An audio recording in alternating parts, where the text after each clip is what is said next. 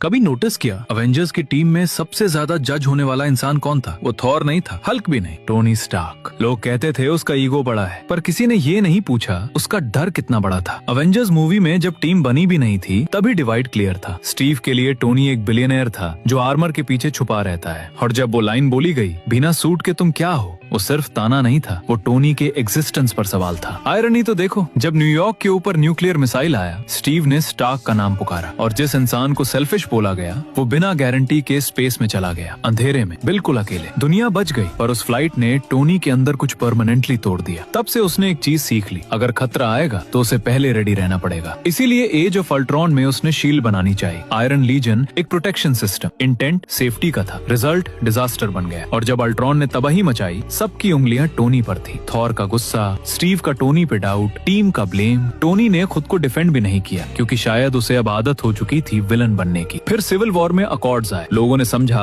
Power control का game है, पर असल में टोनी बस अकाउंटेबिलिटी चाहता था। वो नहीं चाहता था कि उनकी गलतियों का बोझ और मासूम लोग उठाएं। और फिर सबसे बड़ा झटका, उसने जाना कि उसके माँ बाप की डेथ रैंडम नहीं थी, बकी इन्वॉल्व था। और स्टीव सच जानता था। उस मोमेंट में टोनी सिर्फ गुस्सा नहीं हुआ, वो टूट गया, क्योंकि धोखा अगर दुश्मन से मिला होता तो उतना दुख नहीं होता जितना अपनों से मिलने पे होता है। इन्फिनिटी वॉर में भी देखो, टाइटन पर जब आर्मर के टुकड़े टुकड़े हो रहे, टोनी थैनोस के सामने खड़ा था। वो भगा नहीं, क्योंकि हीरो बनना उसका शौक नहीं था, रिस्पॉन्सिबिलिटी लेना उसकी आदत थी। एंड गेम में जब उसने स्टीव को आर्क रिएक्टर दिया, वो सिर्फ आर्ग्यूमेंट नहीं था, वो सालों का अनकहा पेन था। और फिर फाइनल मोमेंट में वो स्नैप। इस बार कोई प्लान भी नहीं था, कोई बैकअप नहीं, सिर्फ एक इंसान जिसको हमेशा मिसअंडरस्टूड किया गया। लेकिन जब वक्त आया, उसने पूरी यूनिवर्स का बोझ अपने हाथ में ले लिया। तब जाकर लोगों को समझ आया, टोनी परफेक्ट नहीं था, वो इनसिक्योर था, वो भी घबराता था, वो परफेक्ट भी नहीं था, लेकिन जब भी दुनिया को जरूरत पड़ी, वो हमेशा फ्रंट लाइन में खड़ा था। और शायद इसीलिए अवेंजर्स को उसे समझने में सबसे ज्यादा वक्त लगा।